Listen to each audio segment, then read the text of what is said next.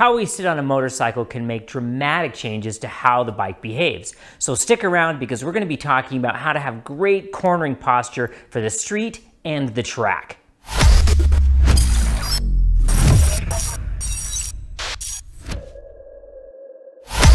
Hi, I'm Dave with CanyonChasers.net. Today we're going to be talking about one of my favorite subjects, posture. How we sit on a motorcycle can really enhance how we interact with that motorcycle. And don't worry, the fundamentals of what we're going to be talking about today work no matter what kind of bike you're on, from a cruiser to a tour bike to a scooter. But first, a key point. The more a motorcycle leans, the more traction is being used for cornering. So one of the great things we can do with our bodies is use our weight to reduce how much that bike is leaning, thereby reducing risk. Why do racers hang so far off the bike? Well, the reason you hear most often is so that they can reduce lean angle and go faster. But there is another reason that is rarely brought up. One of the key reasons why professional riders sit on the motorcycle the way they do is not only to reduce lean angle, but to also enhance how well they can see through a corner. And we would argue that for us mere mortals, enhancing our visibility through a corner is more important than reducing lean angle.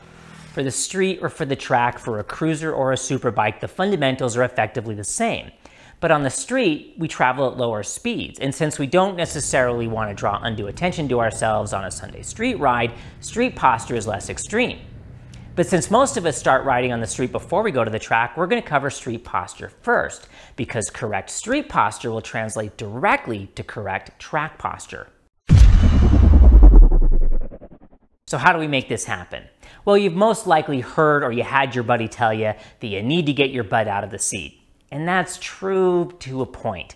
The problem with this advice is that it focuses our attention on the wrong part of the body. And if it's done incorrectly, it can actually compromise how well we can see through the corner. Let me explain. If one of the key things we're trying to do with posture is to enhance our ability to see through a corner, then we want to think with our chest and shoulders. Slightly rotating our shoulders or pointing our zipper through the corner can really enhance our ability to see where we're going. Now, if we go back to the butt and we just slide our butt off the seat like a lot of riders tend to do, it actually takes our shoulders and points them away from where we're trying to go. It actually makes it harder for us to look through the turn. And then finally, our bum is actually really close to center mass on the motorcycle. Where we put our bum actually has very little impact on reducing lean angle of the motorcycle compared to where we put our head and our shoulders. The average human head weighs about 5 kilos. The average motorcycle helmet weighs just under 2 kilos. So let's use a 4-kilo bowling ball as an illustration with the basic understanding that your head and helmet weighs just a bit less than double what our bowling ball weighs. Everyone, meet William. Look at the size of that boy's head. When we hold William close to our center mass, he doesn't have much of an effect. He's pretty easy to manage. I'm not kidding, it's like an orange on a toothpick. But if we hold William out and away, the farther away he gets from center of mass, the harder he is to manage and the bigger impact he actually has. Gonna give the boy a complex. Well, that's a huge noggin. How that relates to our posture is that while yes, where we put our bum on the motorcycle does make a difference, where we put our head and chest and shoulders makes a far bigger difference relative to the rest of the motorcycle. William, move your head. When we see riders that are focused on where their butt is, they'll slide their butt out of the seat, but in order to stay connected to the bike, they'll tend to hold onto the handlebars tighter, which causes their head and chest to stay on top of the bike, twisted away from the direction of travel. Most will even start counterweighting the bike, which causes the bike to actually lean more.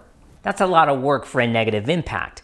We want to reduce lean angle as well as enhance our ability to see through the corner.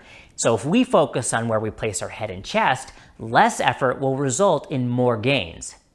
Head, move! For street riding, it's unnecessary to hang way off the bike, but little adjustments can make a big difference. So when you're riding along, start by sliding back in the seat to leave a little bit of room between your pelvis and the gas tank. Slide your inside foot back so that the ball of your foot is on the foot peg, or imagine you're holding onto the foot peg with your toes. Slide your outside foot forward until the heel of your boot catches on the peg. This helps rotate our hips towards or into the turn. It also connects our outside leg to the bike, making it easier to hang on with our legs. Also, our inside foot is less likely to drag, and we can put more weight on that inside foot peg to help the bike turn. Now, simply put all of your weight on your inside sit bone. The easiest way to get all of our weight on that inside sit bone is to lean our head and chest to the inside of the bike. Plus, if we've allowed our hips to rotate, it makes it much easier to point the zipper through the corner, enhancing our visibility through the turn. How much you move your upper body depends on how much you want to reduce lean angle and how much you want to enhance your visibility. A lot of this depends on your speed and the radius of the corner. The quicker you're going, the more you should be moving your body.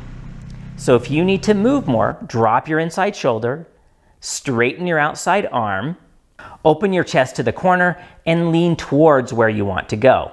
Remember to keep your head and eyes up. You are going to be leaning, so you'll need to look up even more to keep your eyes up and out. Because we are focused on our head and chest, even a little bit of movement can make a big improvement to not only reduce lean angle, but also enhance our ability to see through the corner. You can get a sense if you're doing this correctly if you start to see chicken strips on your tire again. But don't think of these as chicken strips so much as your margin for error, because remember, the objective here is to reduce the bike's lean angle. It's the exact same technique as the street, only we need to do more of it. Because we're going really fast, we need to really get off the bike to really reduce lean angle.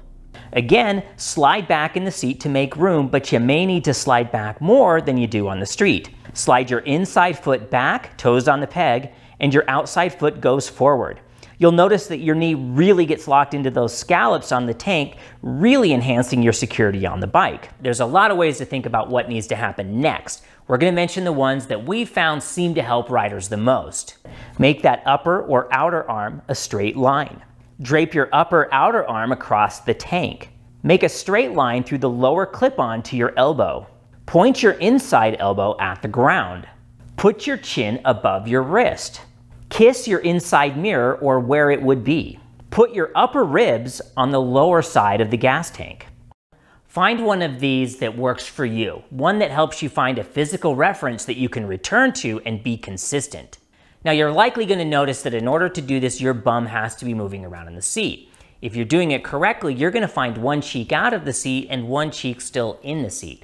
We still want to avoid taking our entire butt out of the seat because that disconnects us from the motorcycle. And we still want to maintain that connection, particularly if we encounter a bump mid-corner. You'll also notice that your inside leg, your knee, has come out and away from the bike to help support the weight of your upper body and is now in the correct position to potentially drag your knee. But what about your hands? Instead of holding onto the inside grip like this, hold onto it like this, the way you would turn a doorknob. All you have to do is rotate your wrist. Less effort and more precision. Plus, with all that weight on your inside leg and your outside leg locked into the tank, it should be a lot easier to be light on your hands. Try to let go with your hands and maintain the same position. This helps us stay light on the controls. Still holding on too tight? Think about engaging your core or pressing down on the foot pegs with your feet. If you do it right, you should notice the weight on your arms and hands just melting away.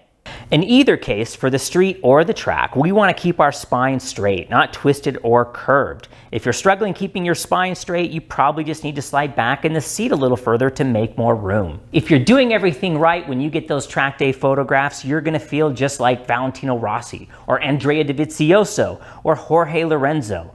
Look at that outside foot. Their spine is straight, leading with their head. Small changes can make a big difference. Good posture will help you stay light on the controls, help you see better through a corner, help the motorcycle change direction, and help reduce lean angle, all of which works to reduce risk. If you have anything you'd like to add or you have any questions, be sure to leave a comment below. We read every comment and try to respond to as many as we can. Be sure to click like and subscribe and click on that little bell if you'd like to be notified whenever we upload a new video. Be sure to check out canchasers.net or our YouTube channel for more great content. Thanks so much for watching and ride well.